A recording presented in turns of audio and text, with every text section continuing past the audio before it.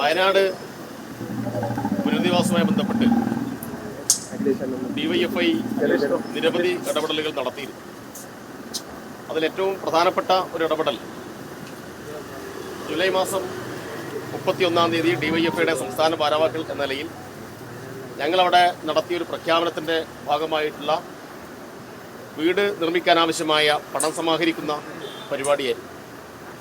അങ്ങനെ ഞങ്ങൾ 25 വീട് നിർമ്മിച്ചു കൊടുക്കും എന്ന് പറഞ്ഞ് 100 വീട് നിർമ്മിക്കാനാവശ്യമായ പണം സമാഹരിക്കുകയും ആ 100 വീട് നിർമ്മിക്കാനാവശ്യമായ സർക്കാർ ചൂണ്ടിക്കാണിച്ച സർക്കാർ ഓർഡർ പ്രകാരം ഒരു വീടിന് 20 ലക്ഷം എന്ന കണക്ക് വെച്ച്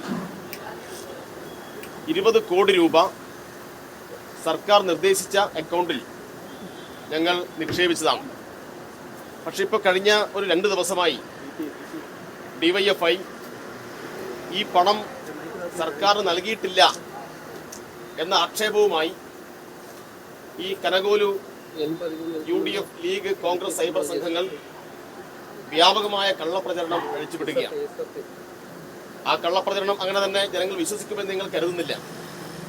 പക്ഷെ എന്നിരുന്നാലും ഉത്തരവാദിത്തപ്പെട്ട പ്രസ്ഥാനത്തിന്റെ ഭാഗമായി ഈ നിലയിൽ നുണപ്രചരണം പാടുണ്ടോ എന്ന് കോൺഗ്രസിന്റെയും UDFന്റെയും നേതൃത്വ നിലയിൽപ്പെട്ട ആളുകൾ ആലോചിക്കണം. അവർ പ്രധാനമായിട്ടും ഉന്നയിക്കുന്നത് ഡിവൈഎഫ്ഐ അന്ന് മുഖ്യമന്ത്രിക്ക് കൈമാറിയിട്ടുള്ള ചെക്കിൽ CMDRF എന്നാണ് രേഖപ്പെടുത്തിയത്. CMDRFിൽ അങ്ങനെ പണം കൊടുത്തിട്ടേ ഇല്ല എന്നാണ്. വസ്തുത എന്താണെന്ന് വെച്ചാൽ സാധാരണ നിലയിൽ ഇത്തരം പണമെല്ലാം CMDRF വഴിയാണ് നമ്മൾ കൊടുക്കുക. പക്ഷേ വയനാടിൻ്റെ കാര്യത്തിൽ ഇങ്ങനെ പല വിധത്തിലുള്ള പ്രഖ്യാപനങ്ങൾ നടത്തിയിട്ടുള്ള സംഘടനകളെ വ്യക്തികളെയെല്ലാം മുഖ്യമന്ത്രി തന്നെ നേരിട്ട് വിളിച്ചു ചേർത്തു. അങ്ങനെ മുഖ്യമന്ത്രിയും ചീഫ് സെക്രട്ടറിയും പ്രതിപക്ഷ നേതാവ് VD സതീശൻ, പ്രതിപക്ഷ ഉപനേതാവ് കുഞ്ഞാലിക്കുട്ടി, കൽപ്പറ്റ MLA സിദ്ദിഖ് തുടങ്ങിയിട്ടുള്ള ആളുകളെല്ലാം ആ യോഗത്തിൽ ഉണ്ടായിരുന്നു. അന്ന് മുഖ്യമന്ത്രി അവിടെ പ്രഖ്യാപിച്ചത് ഞങ്ങൾ ഈ വയനാടിൻ്റെ പുനരധിവാസവുമായി ബന്ധപ്പെട്ട് ഒരു പ്രത്യേക ടൗൺഷിപ്പ് നമ്മുടെ രാജ്യത്ത് തന്നെ സമാനതകളില്ലാത്ത നിലയിൽ ഉണ്ടായ ഒരു ദുരന്തം എങ്ങനെയാണ് അതിജീവിക്കുക, എങ്ങനെയാണ് അതുമായി ബന്ധപ്പെട്ട കാര്യങ്ങളിൽ ഒരു ഇടപെടൽ നടത്തുക എന്നതിൻ്റെ ഒരു കേരള മോഡൽ എന്ന സങ്കല്പത്തിൽ തന്നെയാണ് മുഖ്യമന്ത്രി അന്ന് അവിടെ ടൗൺഷിപ്പുമായി ബന്ധപ്പെട്ട കാര്യങ്ങൾ പറഞ്ഞത്. അതൊരു പ്രത്യേക പ്രൊജക്റ്റായിട്ടാണ് അവിടെ പ്രഖ്യാപിച്ചത്.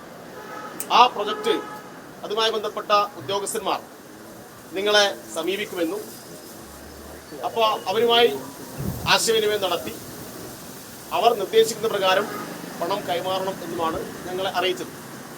അപ്പം അതിൻ്റെ ഭാഗമായിട്ട് നേരത്തെ തന്നെ CMDRF എന്ന് രേഖപ്പെടുത്തിയിട്ട് ഒരു ചെക്ക് അതിൻ്റെ ഒരു രൂപ നമ്മൾ പ്രതീകാത്മകമായി കൈമാറിയിരുന്നു.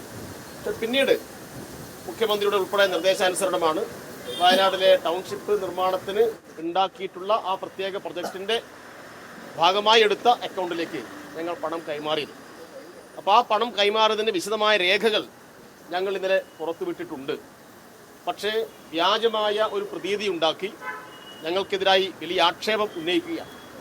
ഞങ്ങൾക്ക് ഇത്തരം ആക്ഷേപം ഉന്നയിക്കുന്നവരോട് പറയാനുള്ളത്, ഇങ്ങനെ കള്ളം പറയുന്നതിന് പകരം നിങ്ങൾക്കൊരു 10 രൂപയുടെ വിവരാവകാശം 10 രൂപ ചെലവഴിച്ച് വിവരാവകാശം കൊടുത്തു കഴിഞ്ഞാൽ സ്വാഭാവികമായിട്ടും അതിൻ്റെ മറുപടി കിട്ടുമല്ലോ.